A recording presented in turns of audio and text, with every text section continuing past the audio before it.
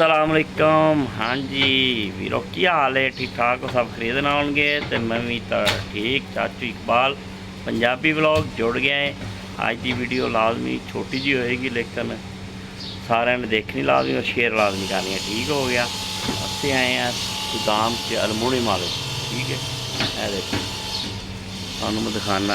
एक फर्मा है आरच, ए देखो डी है डी आरच की है डी। ਇਹ ਤਿਆਰ ਕਰਵਾਉਣੀ ਹੈ, ਇਹਦੇ ਵਾਸਤੇ ਹੁਣ ਅਲਮੂਨੀਅਮ ਲਿਆ ਤੇ ਠੀਕ ਹੋ ਗਿਆ।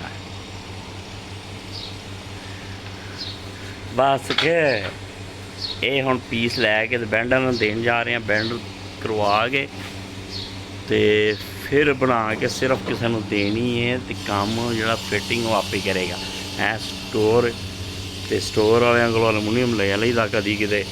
बस ये है तो वेले ही बंदे, फिर भी असी क्या चलो किते लै लू लईदा। तो सारे ने देख के कमेंट करया करो, इन्नी मेहनत करके काम करीदा, वीडियो बनाई दी काम छड्ड के विच ते तुसीं जिहड़ा यार कुछ भी नहीं करदे। लाजमी करया करो। सारे पंजाबी भाई मेरे चढ़दे पंजाब ते लहिंदे पंजाब दोवें ही।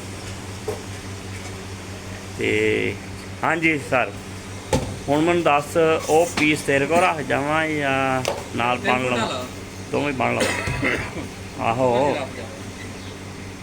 ਨਹੀਂ ਬਣ ਕੇ ਤੂੰ ਕਰਾਉਣਾ ਹੈ ਪਿੰਡ ਸ਼ਿਰਾਜ਼ ਕੋਲੋਂ, ਉਹ ਕੱਚੇ ਜੇਲ ਰੋਡ ਤੇ। ਨਹੀਂ ਫਿਰ ਤੁਸੀਂ ਇੱਧਰ ਕੀ ਕਰਨ ਆਓਗੇ? ਫਿਰ ਮੈਂ ਨਹੀਂ ਆਣਾ ਨਾ ਤੇਰੇ ਕੋਲ। ਹੀ ਰੱਖ ਲਓ ਜਾਂ ਨਾਲ ਲੈ ਜਾਓ। ਲੇਕਿਨ ਨਾ ਫੜ ਕੇ ਤੇ ਜਾਣਾ ਜਾਣਾ ਨਹੀਂ ਐ ਉਹਨੂੰ ਦੇ ਕੇ ਫਿਰ ਵਰਕ।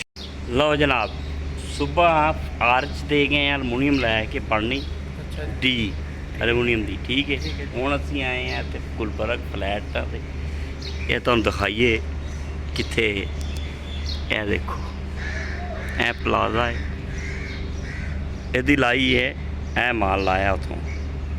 ये लैके जा रहे हैं डिफेंस। फरीद भी विच बैठा, मोटरसाइकिल भी विच बह गया।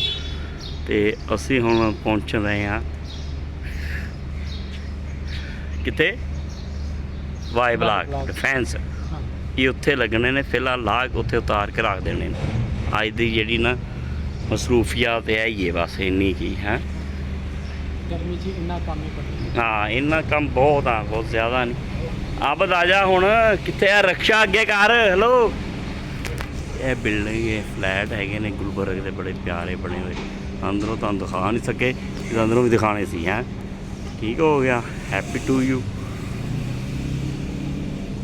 राणा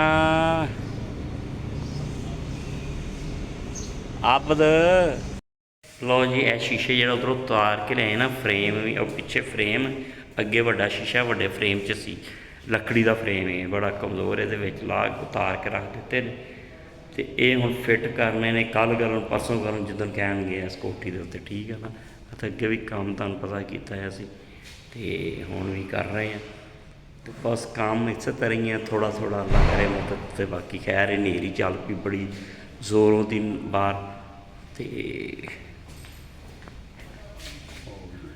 अस्सलाम वालेकुम। लै हुण जल्दी फिर खा के जाइए। की लिया वा बस बाहर हनेरी बड़ी है।